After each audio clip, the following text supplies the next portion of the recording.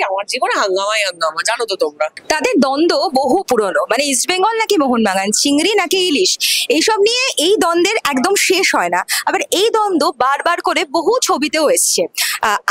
এরকমই একটি টপিক নিয়ে আবারও আসতে চলেছে hangama.com বলে একটি ছবি, যে ছবিতে অবশ্যই দেখতে পাবো সেই মানুষটাকে যার কাছে এলে আমার মন ভালো হয়ে যায় always, the one and only Srabanti Chattopadhyay. Srabanti di, welcome to the one. Thank you Bihangi, thank you so much. আগে বলো, বাঙাল তো তুমি?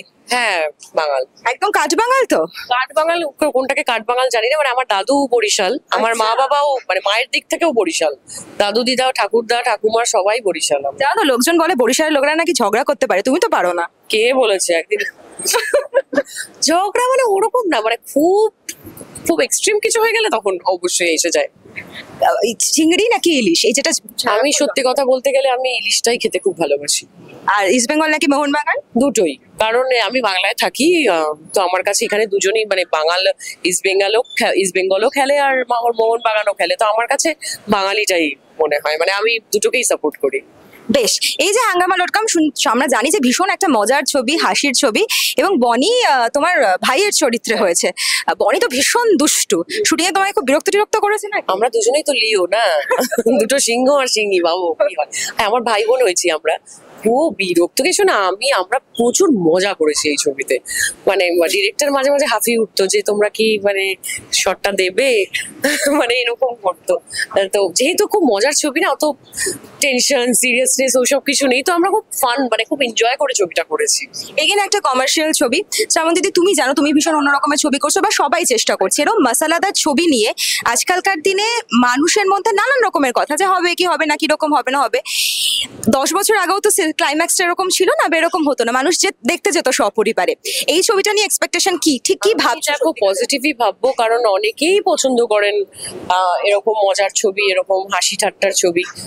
কিন্তু হ্যাঁ, সত্যি এখন সিরিয়াসনেসটা একটু বেশি হয়ে গেছে। মানুষ মানে ব্যক্তিগত জীবনেও কাঁদতে চায়, আবার হলে গিয়েও কাঁদতে চায়। আমি মনে করি হ্যাঁ ঠিক আছে, সেগুলোও ঠিক আছে, তার সাথে সাথে নিজেদেরকে একটু রিফ্রেশ করার জন্য আর হাসার জন্য, প্রপার পজিটিভিটি আনার জন্য আমার মনে হয় এই ধরনের ছবি দেখা উচিত। জীবনে তো হাঙ্গামা হয়তো আমাদের জীবনে প্রত্যেকের জীবনে হচ্ছে। তোমাকে যদি বলতে বলা হয় যে সবচেয়ে হাঙ্গামা মানে সিচুয়েশন, মানে এমন কিছু করেছো ডেয়ার ডেভিল, এরকম কি হয় যে মানে হাঙ্গামা মাছিয়ে দেওয়া, যদি আমি হিন্দিটা বলি? আমি হাঙ্গামা মাঝে মাঝেই করি, যেমন পুজোর সময় আমি হঠাৎ করে গাড়ি থেকে নেমে মণ্ডপে দাঁড়িয়ে ঠাকুর পুজো করে, মানে ঠাকুরকে প্রণাম করে, হ্যাঁ মানে তখন তারা মানে রেজিস্ট করতে করতে আমি গাড়িতে উঠে আবার পালিয়ে আসি। তো এগুলো করেছি অনেক। আমার জীবনে হাঙ্গামাই হাঙ্গামা, জানো তো তোমরা। সামনাসামনি বলবে না, যাই হোক। আর যেটা বনি কৌশানী অ্যাজ আ কাপল, ওদেরকে দেখতে মানুষের একটা ইন্টারেস্ট তো অবভিয়াসলি থাকবে। শ্রাবন্তী চ্যাটার্জির অপোজিটে ওম কিন্তু তোমার থেকে নিউ কামার, এবং নিউ কামার যখন হিরো হয়, হিরোইনের উপর কি বাড়তি চাপ থাকে? ওম আমার খুব ভালো বন্ধু, মানে ও আর ওর বউ মিমি আর ওম আমার খুব ভালো বন্ধু। তো ওর সাথে কাজ করতে আমার খুব মানে আমি খুব সাবলীল ছিলাম, যেহেতু খুব ভালো বন্ধু। এর আগে আমরা কাজ করেছি, আমি এর আগে আরো 2 না 3টে ছবি করেছি ওর সাথে। হ্যাঁ, এই ছবিতে ও আমার পেয়ারে ছিল, আমরা একসাথে ছিলাম। যেহেতু ভালো বন্ধু, তো আর কোনো প্রবলেমই নেই, মানে খুব মজা করে কাজ করেছি। ডেফিনেটলি। আর যেটা জানতে চাইবো, একেবারেই অন্য প্রশ্ন, তুমি তো শুধুমাত্র ছবি তা নয়, তোমার কাছে অন্য দায়িত্বও রয়েছে। তুমি ধরো, তোমাকে রিয়েলিটি শোর বিচারকের আসনও আমরা দেখতে পেয়েছি। খুব একটা জিনিস, এটা আমার মনে হচ্ছিল শ্রাবন্তী চ্যাটার্জি আসলে আমি জিজ্ঞেস করবো। আমার একটা, এই যে আজকালকার দিনে ধরো জুনিয়র যারা, বা ধরো আমি বললাম বিভিন্ন রিয়েলিটি শো যারা জুনিয়র শোতে কাজ করে, সেখানে না বিভিন্ন রকম সময়তে ধরো মুন্নি বাদনাম বা আইটেম সংগুলোতে তারা কিছু কিছু এক্সপ্রেশন দেয়। এবার এক্সপ্রেশনগুলো একটু বড়দের মতো, তাদের গানের স্বার্থে। অনেকে বলেন যে না, সেটা ভালো না, অত ছোট বাচ্চা 9-10 বছর, ওরা মুন্নি বাদনাম হুই ওরকম করবে, তাদের সেটা পছন্দ না। অনেকে বলে যে না ঠিক আছে, জাস্টিফাইড। তোমার কি মনে হয়? তুমি তো নিজেও একজন মা প্লাস একজন অভিনেত্রী। ওই 9-10 বছরের বাচ্চারা রিয়েলিটি শোতে ওই গানের পার্সপেক্টিভে যে এক্সপ্রেশনগুলো দিচ্ছে, সেগুলোকে তোমার মানে তুমি সাপোর্ট করো? একদম সাপোর্ট করি। আমি নিজে ছোটবেলায় ওইসব এক্সপ্রেশন দিতাম, ছোটবেলা থেকে এইসব করছি। মানে আমি মনে করি ডান্সের মধ্যে সব থেকে ইম্পর্টেন্ট হচ্ছে facial expression. That is very important. তোমার এই জায়গাটা যদি একদম ঠিক থাকে, তোমার কিছু মুভমেন্ট ভুল হলেও খুব একটা, কারণ আমি নিজে কোনোদিনও ডান্স শিখিনি, আমার এক্সপ্রেশন আমি বেশি মানে হ্যাঁ এক্সপ্রেশন কোনোদিনও কিচ্ছু শিখিনি আমি লাইফে, আমাকে কিচ্ছু শেখানো হয়নি।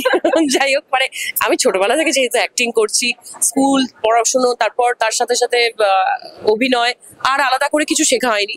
আমি যেটুকুনি নাচ বা যেটুকুনি শিখেছি আমার দিদির থেকে। আমার দিদি অলওয়েজ বলতো যে always expression, facial expression is very important. এই ছবিতে লোকজন দেখবে তুমি কমার্শিয়াল এলিমেন্ট, সামনে আসছে দেবী চৌধুরানী, একেবারে অন্যরকম শ্রাবন্তী। এটা তো একটা big budget project, finger cross, right? একদম এরপরই আসছে আমার বস, যেটা ও, আমার boss-ও তো আছে। উইন্ডোজের সাথে আমার প্রথম ছবি শিবুদা আর নন্দিতাদির সাথে। আমি তো সুপার সুপার এক্সাইটেড। তারপর আসছে অবশ্যই আমার মানে কি বলবো, আমার হোল ক্যারিয়ারের খুব ইম্পর্টেন্ট ছবি, সেটা হচ্ছে দেবী চৌধুরানী। তো দুটো নিয়েই খুব টেনশনে আছি। হ্যাঁ, এই হাসির মজার ছবিটা দেখে নাও, তারপর তো সিরিয়াস মুভি দেখতেই পাবে, সবাইকে বলছি। এই বছরটাকে কি শ্রাবন্তী জিয়ার বলা যায়? এ বাবা, সবার ইয়ার, হ্যাঁ অবশ্যই আমারও। Thank you so much Srabanti, আমাদের সময় দেওয়ার জন্য। ক্যামেরা সৌমদীপের সঙ্গে বিহঙ্গী, দ্য ওয়াল, কলকাতা।